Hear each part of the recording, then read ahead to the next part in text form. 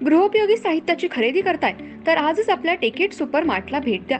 कडधान्य, डाळी, साबण, ब्रँडेड कपडे, शूज, सायकल, कॉस्मेटिक्स हे सर्व मिळण्याचं एकमेव ठिकाण म्हणजेच टेकेट सुपर मार्ट.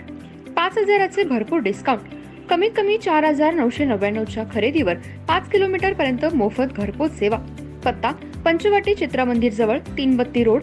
संपर्क 92 97 97 50 00.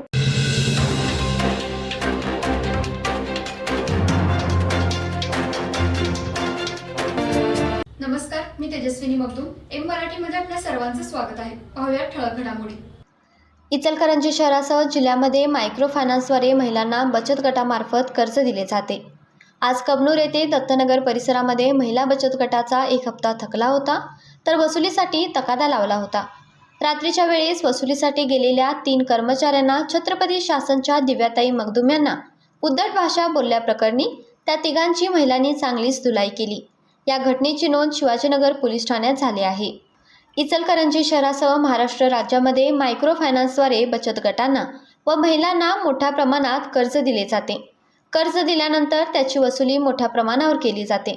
आज कबनूर गावातील दत्तनगर परिसरामध्ये भारत मायक्रो फायनान्स कंपनीच्या कर्मचाऱ्यांनी बचत गटाचा एक हप्ता थकवला गेल्यामुळे 3 दिवसांपासून महिलांच्या दरवाजात जाऊन वसुलीसाठी तगादा लावला होता.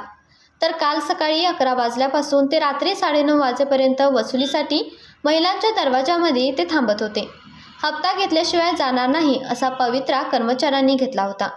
महिलांच्या घरी कोण नसल्यामुळे त्या महिलांनी छत्रपती शासनच्या राज्य महिला अध्यक्षा दिव्याताई मगदूम यांनी मायक्रो फायनान्स विरोधात गेल्या 5 वर्षांपासून आंदोलन उभे केले आहे.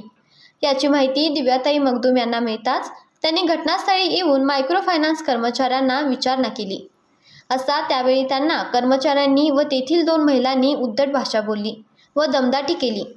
याची माहिती दिव्याताई मगदूम यांच्या महिला समर्थकांना कळताच त्यांनी येऊन त्या कर्मचाऱ्यांची चांगलीच धुलाई केली. यावेळी दत्तनगर परिसरामध्ये तणावाचे वातावरण बनले. तर भारत मायक्रो फायनान्स कर्मचाऱ्यांची चांगलीच अद्दल घडवली आहे. याची माहिती शिवाजीनगर पोलिसांना मिळताच पोलिसांनी घटनास्थळी येऊन यातील 1 पुरुष व 2 महिला अशा तिघांना पोलिसांनी चौकशीसाठी ताब्यात घेतले.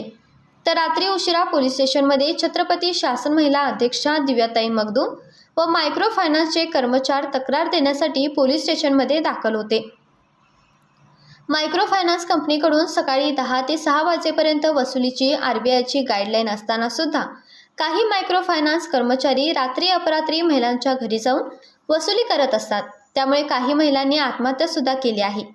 कर्ज देणे हा काही गुन्हा नाही. काही महिला सुद्धा कर्ज वेळेवर भरतात, पण एकदा तरी हप्ता थकला तर मायक्रो फायनान्स कर्मचारी दरवाजात बसून महिलांना शिवीगाळ करणे, दमदाटी करणे अशा प्रकारात वाढ झाली आहे.